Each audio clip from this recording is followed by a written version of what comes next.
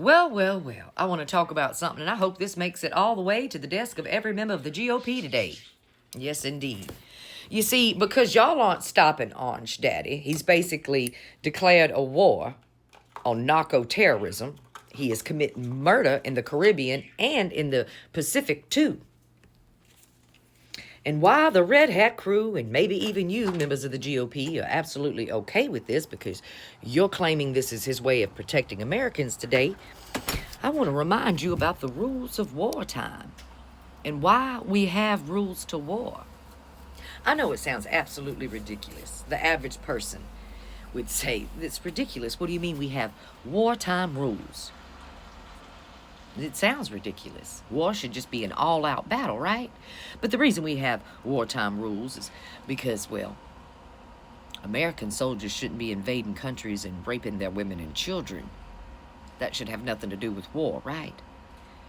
Unusual body mutilation and killing innocent civilians.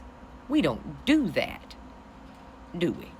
We're not supposed to. That's against wartime rules.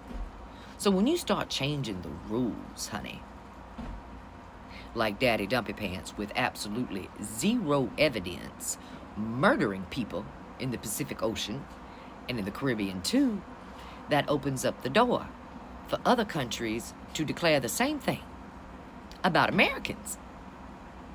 What if you're in another country on vacation and that country now has suspended all sense of morality, like the Orange Fool, monkey see, monkey do, and have declared you came in that country to bring drugs, haul you out into the town square and behead you, and dismember you and put your body into a meat grinder?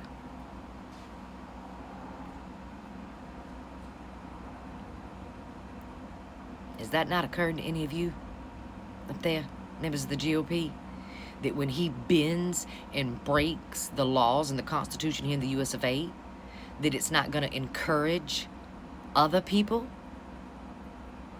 to do the same? If our own country doesn't respect humanity, why should other countries respect our humanity? They're not going to. That's how that works. Not only are American citizens not safe in America anymore, because of that man, you're not safe anywhere. You're not safe anywhere. There's a reason. There's a reason that we have procedures and laws. There's a reason there's a certain amount of decorum around war.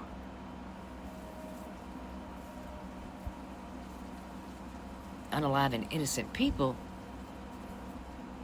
shouldn't be allowed, right? But you've let this man turn us into a third world land. There's no law. There's no rules. There's no accountability. There's no line anymore. He's destroyed every part of our nation. He's destroyed our sovereignty. He's destroyed our healthcare system. He's destroyed our education system. He's destroyed everything. Our economy is falling the fuck apart.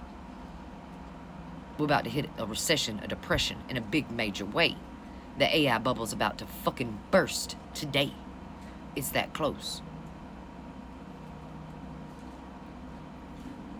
Children are laying their heads in their beds at night filled with fear. There's no sugar plums dancing in the children's heads in America today. They're scared. They have to worry about either going to school and being shot, or if their skin's a little brown, they have to worry about coming home and their mother not being there and their father not being there. Hell, they have to worry if they're going to get zip-tied by some strange man with a covering over his face.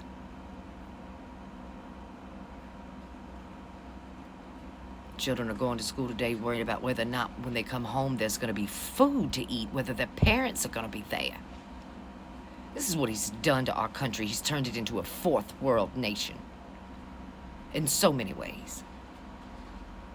If you want a good education, you're going to have to leave America. If you want good health care, you're going to have to leave America. If you want job security, you're going to have to leave America. If you want a home, you're going to have to leave America. People are leaving America en masse. And it's not brown ones. It's not black ones. It's white families. White families are leaving America en masse. You know GOP, those families that you wanted to stay here, dear. The families that you wanted to elevate and praise. Mass amounts of Christians are leaving the USA.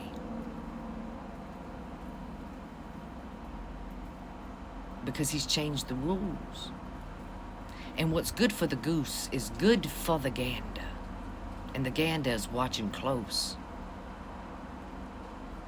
at what they will be allowed to do to Americans and get away with it. And they know they will. When the President of the United States sits in a room with someone who had beheaded, dismembered, and put into a meat grinder an American journalist, dear. That tells the rest of the world that it's absolutely okay to murder Americans. Their president will not care.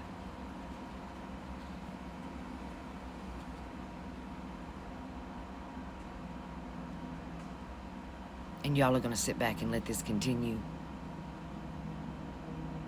And you're going to sit back and let it continue.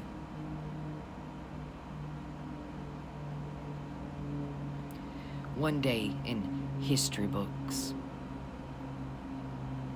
you will be remembered, members of the GOP. You will be remembered in the same way that Stalin was remembered. You will be remembered in the same way that Hitler was remembered. You will be remembered in the same way Mussolini was remembered, dear. That's how the people will remember you. That's your legacy. Women dying in the parking lots of hospitals, bleeding to death. That's how history will remember you.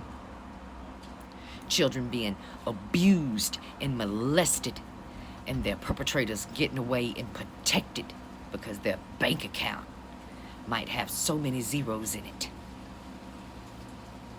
That's how the GOP will be remembered.